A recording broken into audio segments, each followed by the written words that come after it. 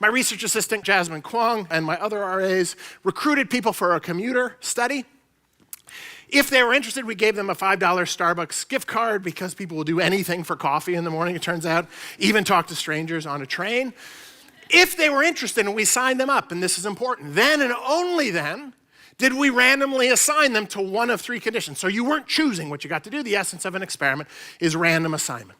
So we randomly assigned them to one of three conditions, and we told them to do one of three things on this train this morning, okay? In one condition, we told them just to keep to yourselves, just enjoy your solitude, just focus on your day ahead, right? That's mostly what people do anyway. Second condition, we told them just to do whatever you normally do, which is mostly sit to themselves, focus on their day ahead.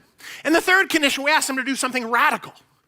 We told them when somebody comes and sits down next to you on the train, because this was early on the line, so people would be coming in. When somebody comes and sits down next to you, try to have a conversation with that person. Try to make a connection. Try to get to know a little something about him or her, okay? We then handed them an envelope. That's the old school way to do it. Now we do these on phone surveys, but at that time we handed out paper surveys. And that paper survey included a few questions that we told them that we wanted you to fill out at the end of your commute when we were done, just to tell us how your commute went, okay? And some of these questions had to do with how productive your commute was. Turns out we didn't find any differences in how productive people reported their commute being across these three conditions. Not quite sure why that is. It could be that people don't get anything done on the train anyway, which is kind of what I think happens. Or it could also be that actually once we asked you to connect with somebody or to do something, you felt like you were being productive doing whatever we asked you to do in the condition. I'm not going to show you those results though. They're null effects. What we also asked people about, and that was more important, more interesting to us, is how positive was your commute, essentially. So we asked them, how pleasant was your commute compared to normal? How happy do you feel after your commute today? And how sad do you feel after your commute today? We reverse scored the sadness item, averaged these together z-scored them and averaged them into a composite. And then we can actually just see how do people feel after their commute, okay? And this is how they felt after their commute. Did talking to a stranger on the train stink? The answer is no. As you can see in the red bar there, those people actually reported feeling the most positive at the end of their commute, while the people in the solitude condition reported feeling the least positive in their commute. The control condition in this particular case comes out in the middle. That's actually somewhat unusual. I'll show you this in a minute. Usually that's closer to the solitude condition. But those who had a conversation with somebody actually had the most positive experience.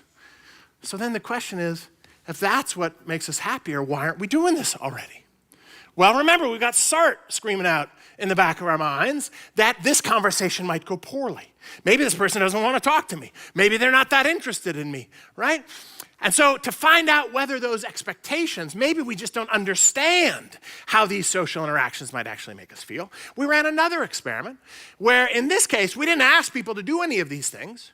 We just told them, about each of these conditions, and we asked them to predict how they would feel if they were in each of these conditions. Now, as a psychologist, if I want to know what you're going to do at any given moment, I don't want to ask you about your experiences. I want to ask you about your expectations, because it's your expectations that guide all of your choices.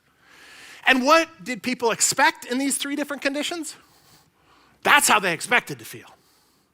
Precisely the opposite of what we actually found of people on the train. If you think people on trains in big cities are weird, you try riding the buses around for a little bit.